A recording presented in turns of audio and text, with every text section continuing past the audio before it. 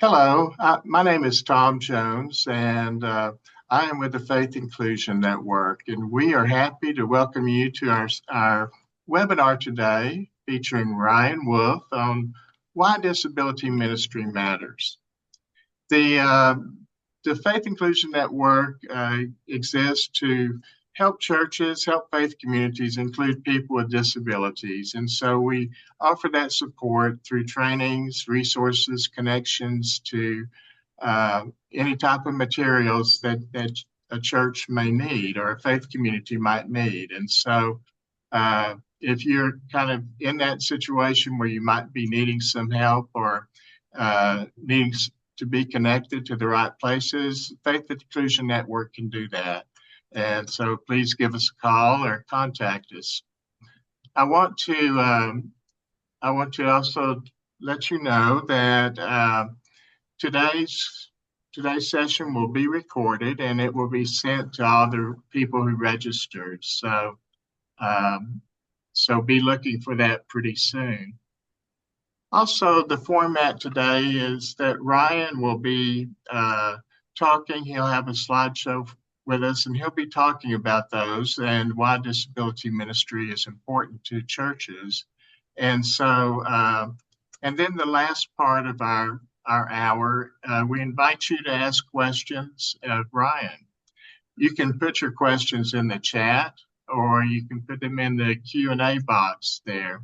And we'll save those for Ryan after he's finished. And so anything is fair game. Ryan has all kinds of experience and can be a big help to a lot of us today. So I will turn it over to Rebecca Wolfe. Rebecca is our Interfaith Engagement and Faith Inclusion Coordinator. And Rebecca will give Ryan's introduction. Rebecca? Thanks, Tom. So Ryan Wolfe, for those of you who don't know, is the president of Ability Ministry. He has over 20 years of leadership in disability ministry.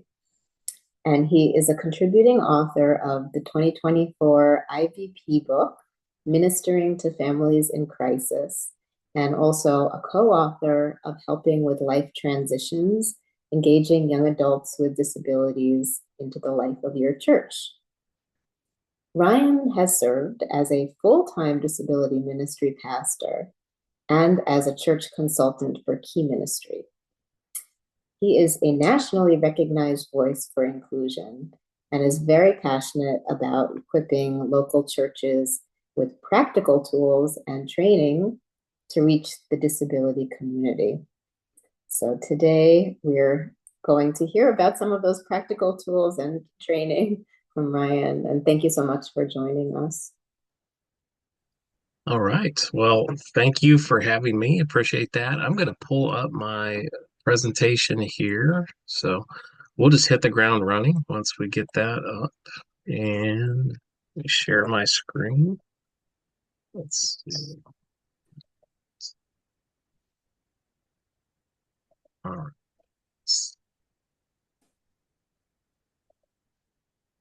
All right. Everybody's seeing that okay? Okay. Very good. All right. Well, let's just start right here. Why disability ministry matters for all faith backgrounds. Now, I've got lots and lots of information here, some statistics, some research, and I'm going to try to power through most of it. So if you have questions, like they said, feel free to drop them in the chat. We'll get to them in just a second. But when I think about this topic, this is one of those topics that I'm pretty passionate about because from research that we have seen, upwards of 90% of churches have no disability ministry programming, outreach, or an intentional inclusion at all. 90%. That's a lot.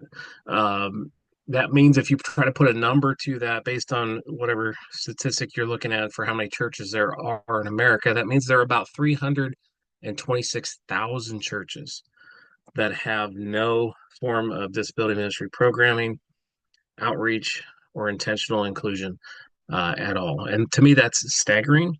But I want to have a positive outlook on it.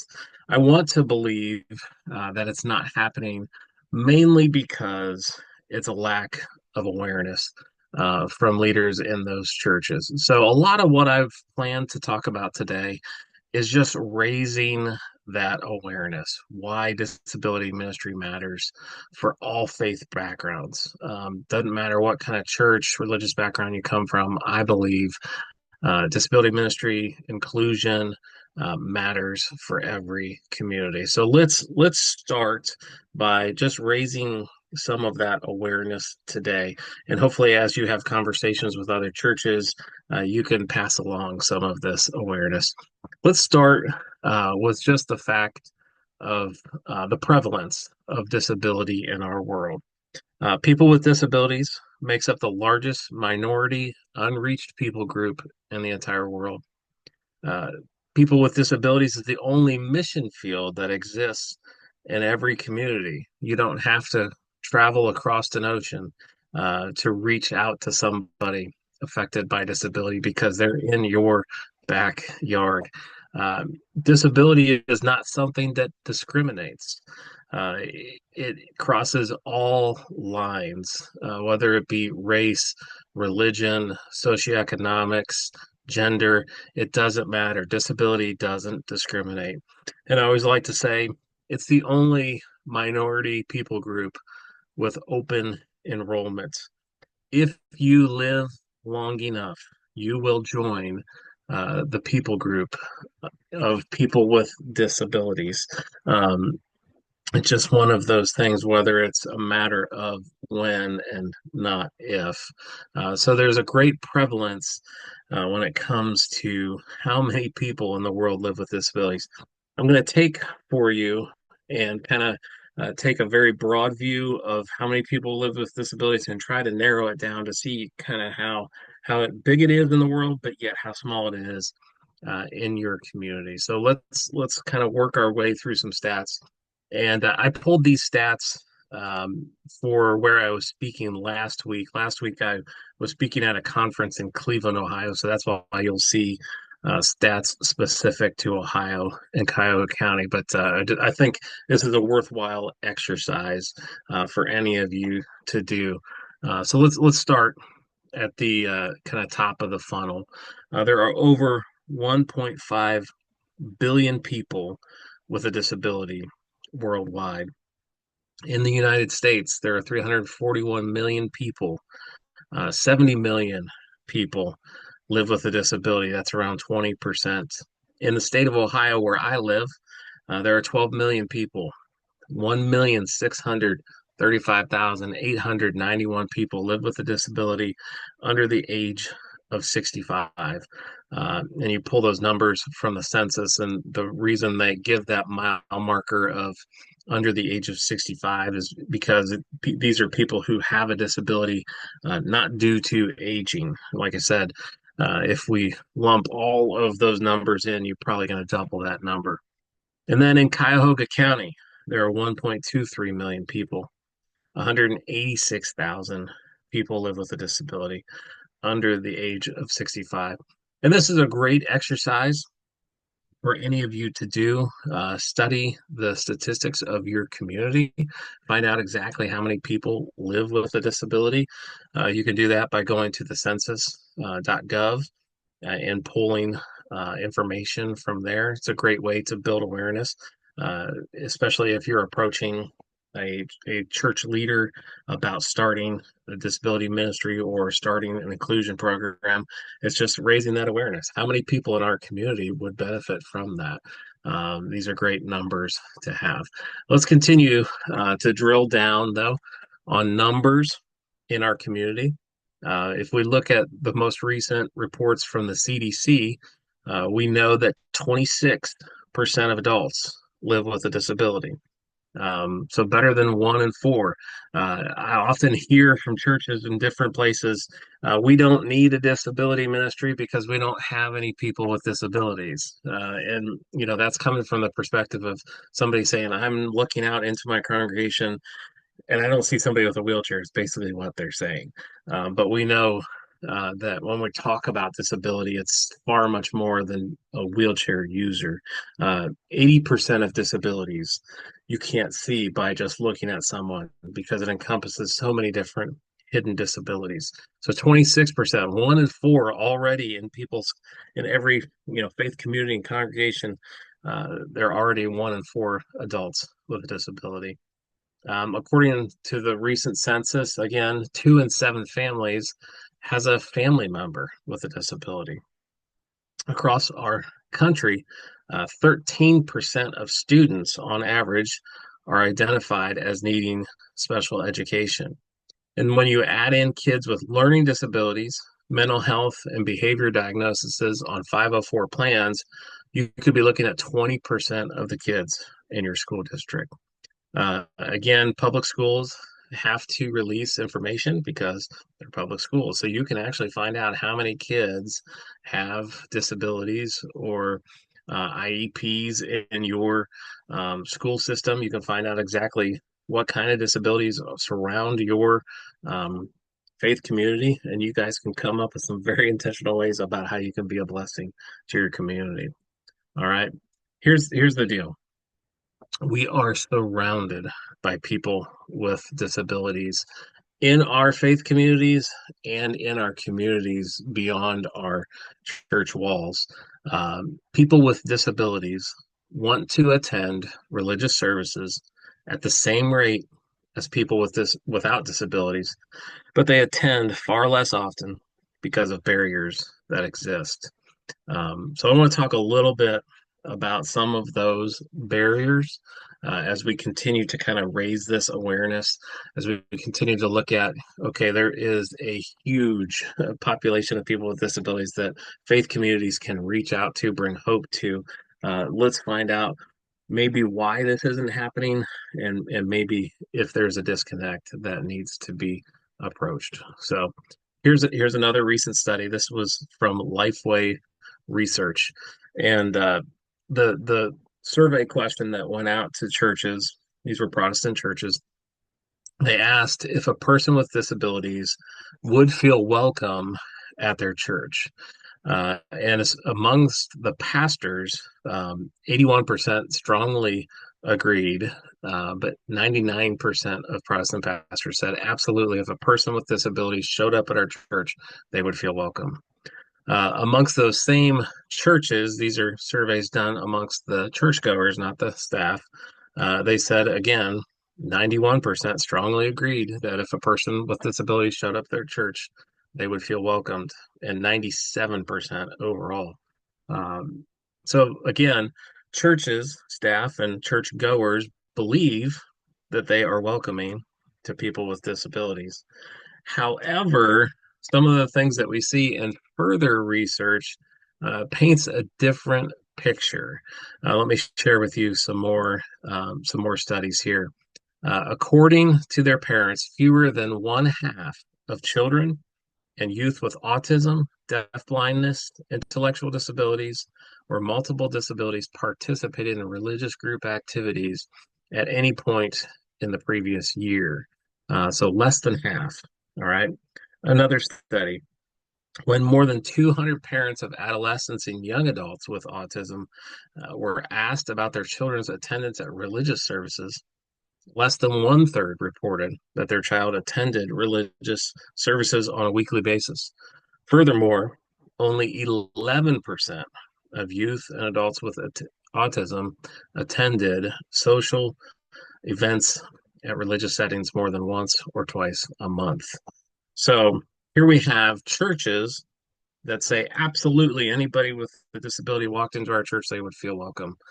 And then here we have families that say, well, our kids aren't attending at the same rates as everyone else. So what is the disconnect? What's happening between the two groups? One that believes they're welcoming and one that doesn't necessarily feel welcomed, because these are important things to address as we want to be, faith communities that do include meaningfully offer places of belonging for people with disabilities and their loved ones. Let's look at some of the reasons for the disconnect. One of the biggest ones I would say is hurt. Many families affected by this carry deep hurt from past experiences with churches. They long to worship, but often encounter barriers, rejection, or lack of support. The pain leads many to stay at home or to never return, not because they don't desire God, but because they don't feel His people desire them. And this is one of those things it's you hear these stories, or at least I hear these stories from families all the time that they're turned away from churches because churches aren't sure what to do with their kids or with a loved one with disabilities. And it's hard for me to fathom that like this still happens today, but it is very, very prevalent, and word travels quickly through the disability community. If people find out there's a church where someone was treated poorly, um, oftentimes the people won't give those churches uh, another chance. So I'm going to read the second study first before the first one here to kind of drill down on this. In one study, over 400 special needs parents involved in faith communities, 32.3% of these families said they had left at least one church because their child was not included or welcomed. And it's overwhelming, it's heartbreaking, but it happens all the time. Beyond that personal experience with the church, I wanted to include another statistic that is not specific to churches, but I think is important for all faith communities to have a real understanding of when it comes to the hurt that the disability community experiences on almost a universal level. All right, this is a national study. In a national study, 70% of people with disabilities reported having been exposed to abuse, and 90% of that group reported experiencing abuse on multiple occasions. People with disabilities are abused and neglected at a higher rate than any other people group in the entire world, because of abuse, because of the neglect that they experience in general. And again, this has nothing to do with the church necessarily. Uh, Trust often comes uh, as a difficult thing for our friends with disabilities. They put up walls to protect themselves because they have to. Because they've been hurt, they've been abused, and trusting in a faith community isn't always easy, especially when you build on top of that with negative experiences. So it's one of the things that I want to make sure that we acknowledge and put out there, because our friends with disabilities is a group that desires belonging, desires to be a part of a healthy faith communities. Uh, but sometimes there's work that has to be done by faith communities to regain that trust or just to build trust in general. So just want to make sure I throw that out there. One other thing I want to make sure that I state, and there's been a lot of research that's come out recently on the topic of isolation. This is something um, on the topic of isolation. This is something that the disability community has always dealt with, but this has become a mainstream topic because of the pandemic and post-pandemic world we live in, and because of the world of technology that we live in. I've heard it said recently that we are the most connected, um, you know, people in the history of the world, yet we are the least connected people in the history of the world. People at large have started experiencing isolation again because of pandemic, post-pandemic, and because of the superficial realities that we live in when it comes to technology. But this topic of isolation is not new to the disability community. It has been an ever-present reality for our friends in the disability community. Isolation is one of the most overwhelming realities in the disability community, where individuals and families often feel cut off from friendships, support systems, and the church body that should embrace them. I'll share with you a couple more statistics on isolation, specific to the disability community. Extreme loneliness among adults with disability. Nearly 1 in 3 U.S. adults with a disability, ages 18 to 64, reported feeling persistently lonely, feeling very isolated, or like they lack companionship in a recent study. And then some even more overwhelming statistics when you look specifically at the prevalence of loneliness in people with intellectual and developmental disabilities. So specific to our friends with IDD, a systematic review found that 44.7% of individuals with intellectual and developmental disabilities experience loneliness. So just basically 50%. Um, it's overwhelming, and it's something that faith communities can easily address. There are so many opportunities where faith communities can bring hope to our friends who are hurting. Either they're hurting because they have been hurt by a faith community, or they've been hurt in general, or they live in isolation. There's just so many opportunities for faith communities to embrace their disability community, to bring hope and to bring healing. And that's why I'm glad that we're having this conversation. And I'm hoping that we can continue to build awareness to this.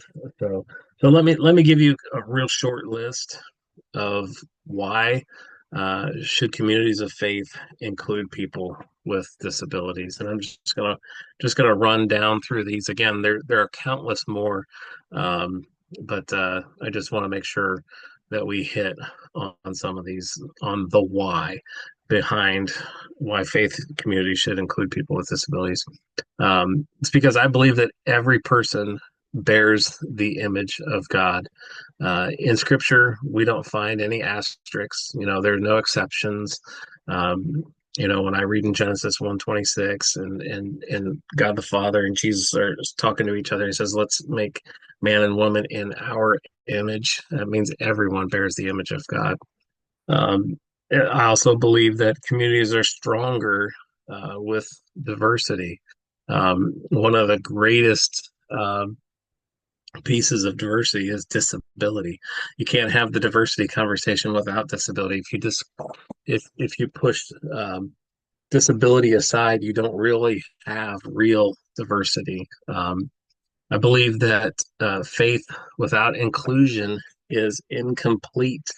Again, if I look to scriptures and I'm looking at 1 Corinthians 12:22, where the Apostle Paul is talking about the body of Christ, he says that those parts of the body that seem to be weaker are the parts that are indispensable, or the parts that we can't do without. So, faith without inclusion is incomplete. People with disabilities bring unique gifts to the table. They can do things that only they can do because they have been uniquely gifted by God. Too often in this conversation, we think about what we can do for people with disabilities as if we're like Superman or a savior coming to the table to do it all. And too often we forget that our friends with disabilities have just as much gifting as we do, and they have just as much to bring to the table to add to our faith communities. So yeah, we need to look at that relationship as a two-way street. Also, exclusion contradicts love and justice.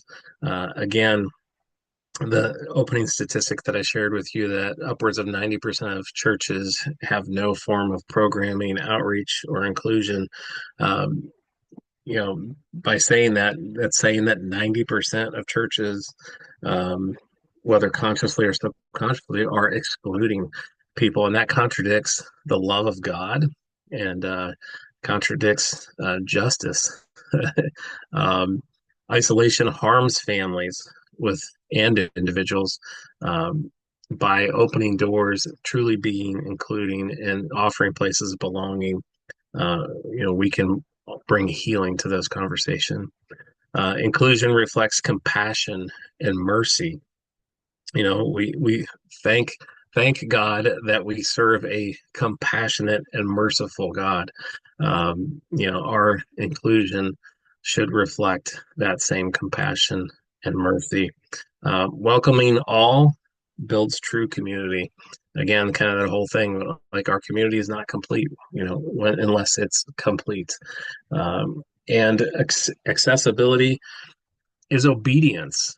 It's not optional. Again, as I look through scripture, as I look at passages of scripture like Luke chapter 14, verse 21, where Jesus is speaking to the religious leaders of his day, he tells them, go out quickly, bring in all who are poor, crippled, blind, and lame. You could translate that today just by saying, go out quickly and bring in all who are poor and disabled.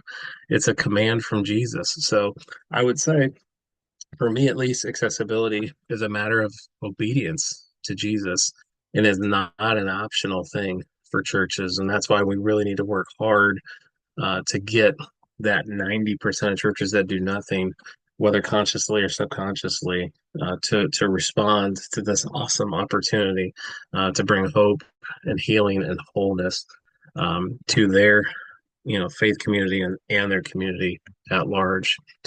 So how do we get people on board? Again, I've got a list that I'll roll through here pretty quickly, and then pretty soon we'll get to some of those questions that we'll be looking at here in the chat. So how to get people on board or to join the movement? The best way possible is by sharing personal stories of people with disabilities and their families. Not only us sharing those stories, but giving a voice to people with disabilities to allow them to share their stories about what it means to be included, what it really means to have a place of belonging in a faith community.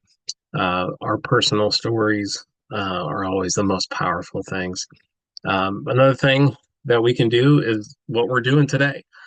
Highlight the gap, show the statistics between isolation, exclusion, show the prevalence of disability, show the opportunity to reach a mission field that exists in your backyard that you don't have to travel overseas to bring hope to. Use scripture or universal values about dignity, love, and justice. These are great ways to help people see the importance of disability ministry, inclusion, belonging. Start small, pilot a program or an accessible event. You don't have to have it all figured out to do something. The important thing is that you see a need and that you meet a need. It can be as small as starting with one friendship with one person because it makes the world of difference to that person. And if it grows into a program or if it grows into an event, that's great. Invite leaders with disabilities to speak or to give advice. Again, it shouldn't be us, just being that mouthpiece or advocate for people with disabilities. It should be people with disabilities having a seat at the table, having opportunities to lead and speak. Demonstrate the benefits about how we are stronger as a community together, how we're enriched spiritually when everybody's bringing their spiritual gifts to the table and building up communities of faith. You can provide training on disability etiquette and accessibility. These are some of the really, really basic things that every faith community can do. Obviously, you want to address some of the accessibility issues, whether it be physical accessibility issues, but oftentimes the harder things to address are the attitudinal accessibility issues, and disability etiquette is a great way, uncovering some of those wrong assumptions about disability, doing those education pieces are super important to help aid in accessibility and inclusion. Celebrate successes. and share visible wins. You know, as you have those wins, take time to document it, write about it, take pictures, videos. You know, share the testimony at your church. You know, create a video. These are great ways to help advance what you want to do, because as those positive words get out, it helps with your entire community. You can show financial feasibility. What I want to say about that is that inclusion doesn't always have to have a huge cost. A lot of churches that we talk to think that they can't do it because they don't have a big budget. You don't have to have a big budget. Like I mentioned a second ago, uh, it starts with friendship. It just starts with treating other people the way that you would want to be treated. That golden rule. If you can do that, you don't need a budget. There are full integration type approaches to disability ministry that you can take that really don't cost much money. So don't allow the obstacle of finances to stand in your way. Another thing that you can do is to frame it as mission work, reaching the largest unreached people group in your community. Make it a part of your mission. I know, regardless of your faith background, you know, our religious communities aren't just holy huddles or country clubs that are just for insiders. We want to share the good news with our community, and we want to grow our religious communities. So approach it as mission work. So I know I've powered through a lot of information. I wanted to share some of my contact information here. So if you've got a second, you can write it down. We have lots of different free resources at abilityministry.com. You can find us all over social media at Ability Ministry. And if you want to email me personally, you can email me, Ryan at abilityministry.com. That's the easiest way to get a hold of me.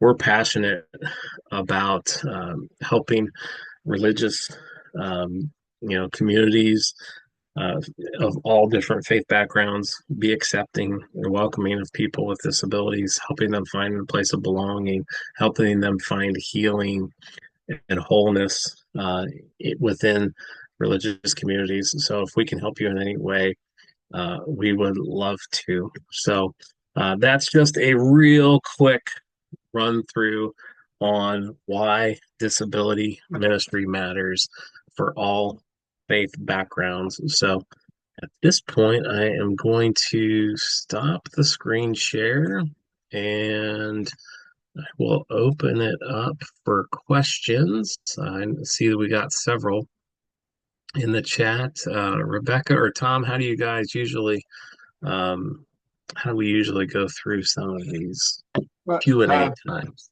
okay, yeah, Topher Indris is going to lead us through that. So I think we have a few questions, and I'll turn it over to Topher.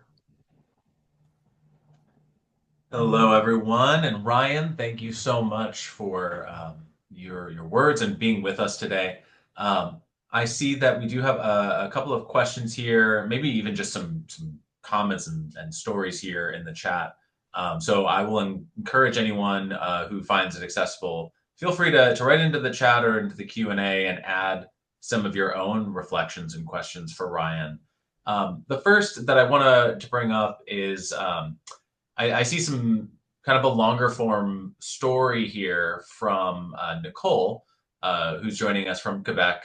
And Nicole, I'm going to try and truncate your story down just a little bit so that we can maybe have Ryan respond to it just briefly. And then I see some other maybe more technical questions here. But Ryan, Nicole shares with us that she's interested in going into seminary, that she identifies as autistic, that she's had some negative experiences in the past with some ministers who did not acknowledge or welcome that and intentionally push that away from their ministry. And there's some questions around how do we support people going into seminary from a practical perspective? How do they advocate for themselves? And how do we help amplify the needs for them in particular, I think Nicole shared that there was an app that her seminary is wanting to use that's not accessible to her. So what are the things that churches can do to better support our folks who are disabled and are already in our churches, but maybe aren't welcomed or included very well? All right. Well, Nicole, thank you for sharing that part of your story. I appreciate you for trusting us with that. And I just want to say I'm sorry. Sorry that you've been treated that way. It shouldn't be. And I just want to apologize that that's happened to you. I also want to encourage you and tell you again, thank you for being courageous and not giving up. So many people that are hurt by church run away, but you're not running away from your calling, and I'm encouraged by that. So thank you, Nicole. Um, as far as what churches can do, we have a tool, and again, this will address more of the physical accessibility issues. We have a tool at Ability Ministry that we share with churches called the Church Campus Accessibility Checklist. It's a front and back page document and inventory that churches can literally walk their campus from parking lot to lobby to classrooms to worship center to bathrooms and see exactly how accessible they are or are not. And then they can make a list of things that they need to address. I always encourage churches to do that because even if you have a heart for inclusion when it comes to people with disabilities, if your church campus speaks a message that doesn't line up with your heart, uh, again, that breaks down that trust issue with people with disabilities. So I would say start with those physical accessibility issues that you can address. Make that list of things, and then start working on building that awareness with the congregation. It starts with the staff, obviously, but then works its way to the congregation, whether it be awareness videos, whether that be preaching sermons about what the Bible says about disability, because there's a lot in there about that. That's another great way. Kind of circling back to Nicole, her question about seminary and wanting to, you know, become a minister. Um, I just think that's awesome. I don't know what is or isn't available in Quebec, so I apologize. I don't know where Nicole is going to school. I do know Liberty University. It's an online university. It has started a great disability ministry program.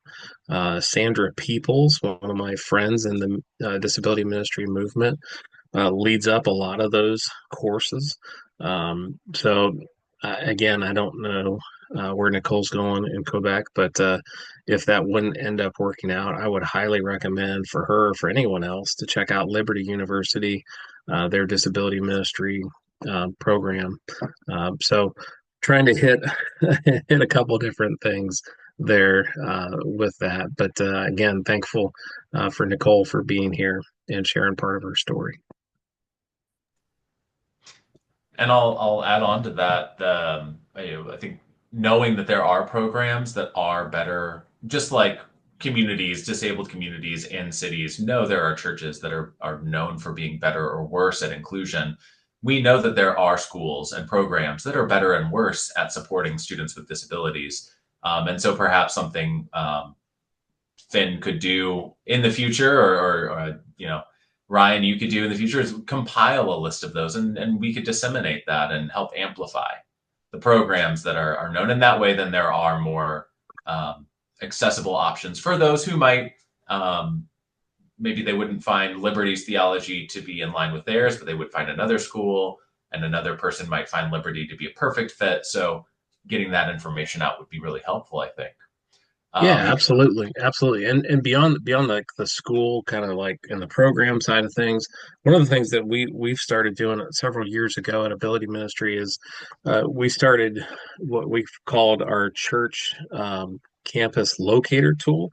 For lack of better words, we have a map on our website where you can plug in your zip code and you can pull up churches. Now, most of these are Protestant churches, but that have some form of disability ministry programming, outreach, inclusion type of things. So again, there are not a ton out there, but the ones that we have identified, we've included on our church locator tool. So if people are looking for a place of belonging, this is another great way to say what's out there. And obviously, we don't know of every church that's out there, but these are churches that we have encountered and know that they are actively trying to be welcoming and inclusive. So on the church side, not necessarily the education side, we have created and started that tool on our website. Great. Well, kind of shifting from those who are getting training to those who have already done their primary training, Susan has asked a question here. When pastors are uncomfortable with people with intellectual and developmental disabilities and they have no experience, no education, no training, because we all know the ATS schools primarily did not include this up until very recently, and even still limited pool. So if you're a minister who came from one of those schools where we didn't talk about disabilities, and you struggle with relating to them, how can we help those ministers become comfortable and willing to reach out for help? Susan's point is that inclusion and creation of a disability ministry really does need to come from the top, or at least have the support of those at the top in order for the congregation to embrace it. Yeah, that's definitely one of the things that I teach on often is the fact that the lid of your disability ministry within your church is equal to the buy-in of the church leadership. And it's I mean, as a ministry leader, if you're a volunteer ministry leader, or even if you're a staff ministry leader within a church, within disability ministry, you're only going as far as the leadership buy-in. So one of the things that I encourage people to do, whether it be at a volunteer level or a staff level, is carve out a significant amount of time each and every week to find ways to build awareness within your church from the staff level and the congregational level. Whether it's sharing videos, whether it's sharing statistics.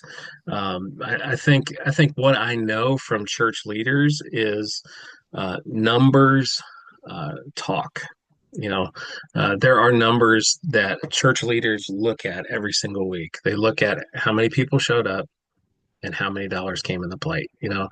Church leaders are wired to study numbers. So if you can communicate in ways that church leaders can hear you, and one of those being numbers, I think you can grab the attention of church leadership. So part of what I did at the very beginning of the presentation was just creating the awareness of how many people in our county, live with a disability, and then translating that to church leadership, saying, "Hey, we may have a church of 200 people, but did you know?" And I'll just throw out a number like we have 20,000 people in our community that live with a disability. Imagine if we just reached a very small percentage of that, how much our church could grow. You're speaking in ways that leadership can hear you. Obviously, also mentioned that, those personal stories are always the most powerful things to do. So you share those stories, make sure you get opportunities for people with disabilities to share their own stories with the pastor. So maybe it's you scheduling a lunch. We all of us like to eat, I think. So schedule a lunch, invite a person with a disability and your pastor, and treat everybody to lunch, and just have that shared experience. Because I think so much of the time we fear what we don't know, and we make up in our mind that disability is scary because it's different. It's not our lived experience. If we're not someone living with a disability, and we just need those shared experiences to realize we truly are more alike than we are different. And when people can see people as people, and not as a label, I think it goes a long way. So there's a lot of different things I think that you can do. But first and foremost, find a way to speak in a way that your leaders can hear you. And sometimes you have to play the game to get the results that you need. So don't be afraid to play the game. Don't be afraid to buy the lunch. Don't be afraid to do all the things that feel like extra work because in the long run, they could really pay off. There was a side question here. I'm going to jump ahead to it that it just sort of dovetails with what you've just said here. When you gave your slide with sort of all the list of here are talking points that you can start with. Obviously, you have to know your audience and you have to know what will resonate with them. Some of your list was sort of the negative. This is something we ought to be doing. We're called to be doing it, and we aren't doing it. Some of it was positive. Look at this opportunity for growth. Here's all these people who really want to be here. And some of it was just trying to dispel some myth about, oh, well, access is really expensive, or this is, they just choose not to come because they're already welcomed. Of those kind of different categories. And obviously it depends, on the person, but have you seen success with leading with one of those more so? Is it the financial? Is that the best to lead with, or is it the positive opportunity, or what in your opinion? In my opinion, I would stay away from the financial. As I mean, don't hit that first. That's always in the back of the mind of the pastor. Well, we don't have the budget for this, or we can't afford to add the elevator or the lift, or so he, they're already thinking about that. So I wouldn't necessarily lead with that. I would, if I'm going to pick anything. I'm also not going to lead with Jesus commanded this, so you're being disobedient. It's true, but I'm not going to lead with that sledgehammer. I really, really, and like I said in the beginning of this, I want to believe in my heart of hearts that faith communities want to do something, they're just not aware.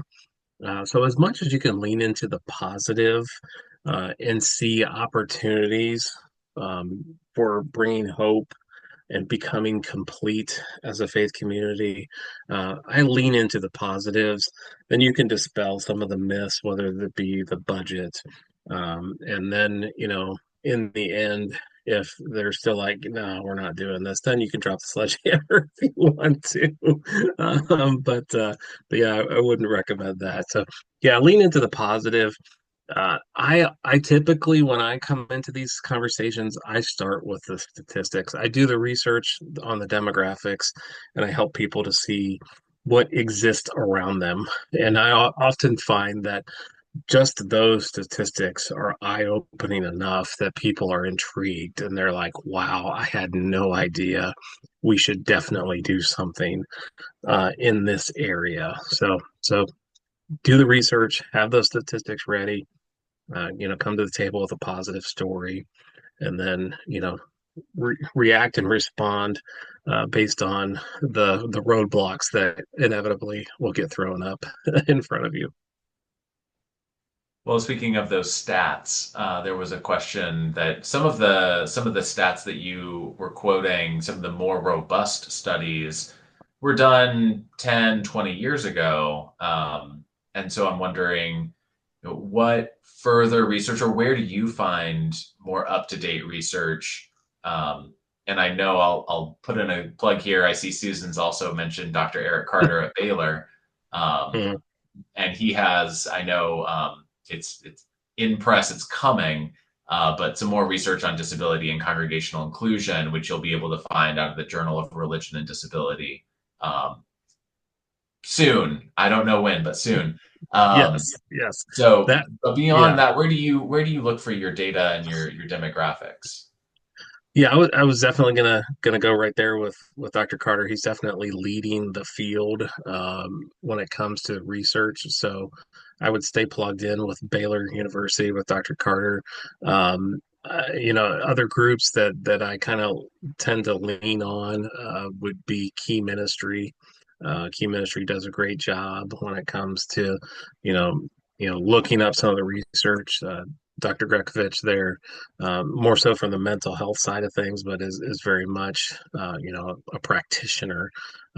So yeah, Key Ministry, Baylor University, Dr. Carter, those would probably be the places that I'd be looking for the most recent of research for sure. And I think at this point, still, you can find some demographic information through the CDC, Hmm. as well as Correct. city data. So some of the bigger picture about what the Yeah. community looks like Yeah. might be available. Um, Absolutely. we do have this is the probably most technical question here. Lois would like to know that do you have any caption software resources for persons with hearing loss? What have you seen that's been pretty accurate? Yeah, so I hope that the captioning was working during the presentation. Yeah, hopefully, we're able to see that. So, whenever I present, I typically use PowerPoint. PowerPoint, when you go into the live slideshow, there's a little icon in the bottom left-hand part of the screen that looks like a keyboard. If you click on that keyboard, as long as you got that button turned on and you have access to Wi-Fi, it will provide you with live translations, and it's been fairly accurate. Obviously, I wasn't paying it super close attention to it today, but whenever I teach at our church, I'll use PowerPoint, obviously because I want the slides and I want the info on the slides, but even more so, I want that live captioning available. Now I know that there are a couple other platforms. I'm sure I don't use Google Slides a ton. I don't use Pro Presenter a ton, but I believe that they have a captioning option as well. And I would think those would probably be the most of the mainstream ones. I think there are other apps through Zoom that you can use for captioning and translations. So yeah, a lot of stuff out there. So I would just search live captioning options based on whatever platform you have available to you, and you can use that. But it is a huge blessing. Uh, like I said, when I teach on Sundays, we have a group of about 100 adults, and inevitably within the 100 adults, there's two or three that rely on that captioning. So it's super helpful. Yeah, it's a great question. I think I've been trying to check out the captionings as we go, and I do know, having planned events before COVID and now post COVID, well, post the start of COVID, we're not post COVID, but Right. um, the fact that kind of the whole world had to go online all at once, there was a lot of investment in making captioning more accessible and better. And it definitely, if you have a fairly minimal accent and speak slowly and can avoid a lot of proper names that might be quite confusing, then captioning is usually very, very good compared to Yeah. where it was even just 2 or 3 years ago. But if you're someone who uses a lot of technical jargon or a lot of names of places, a lot of names of people, or a lot of non-English based words or names, or have a strong accent, which is a lot of people, captioning becomes less and less innately powerful. So it's a great question to have, and Mhm. I thank you.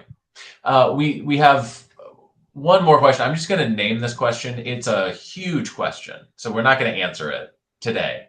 We will answer it in another webinar. But Kevin writes us about doing much of the same work that you were doing through his organization, Faith for All. When he speaks to religious communities and tries to explain about discrimination, he suggests that people unconsciously feel a tension because they don't want to struggle with the problem of theodicy, how bad things happen to people who don't deserve them. And Kevin would like to discuss what we think about theodicy and disability. And Kevin, I'll say that's an amazing question. We have about 2 minutes left. and that would do a big disservice to that question if we tried to answer it. So Ryan, I will just put that out there for everyone. But Tom, I think I'm turning this back over to you. Thank you all for the questions, and Ryan, thank you all for your willingness to be responsive. Yeah, thank you. Thank you so much, Topher, for handling those questions. And Ryan, we want to thank you for presenting today. You've given us a lot of great information on why disability ministry is a must and why it should happen in our churches for sure. So thank you for that and discussing with us not only the whys but hows, and very much appreciate that because I think most people on this call are involved in the how we do that, and so we appreciate everything you've done here and all the work that you're doing with disability ministry. Check out their website. I think Ryan put his contact information there as well, and so check that out. There are a lot of resources. Finn has as many, Disability has many, Key Ministry, a lot of resources out there for people on this call to get information and help you along with the how question too. Speaking of that, our next webinar will be on October the 1st, and Russ Duncan will be talking to us about how to start a disability ministry. So we hope to see you then. And so I want to thank you for attending. And the webinar was recorded and will be sent to you as well. So thank you for this great presentation and piquing our minds to think about best ways to include people with disabilities in our churches. So thank you so much for leading us, Ryan. Thanks for having me. Appreciate it.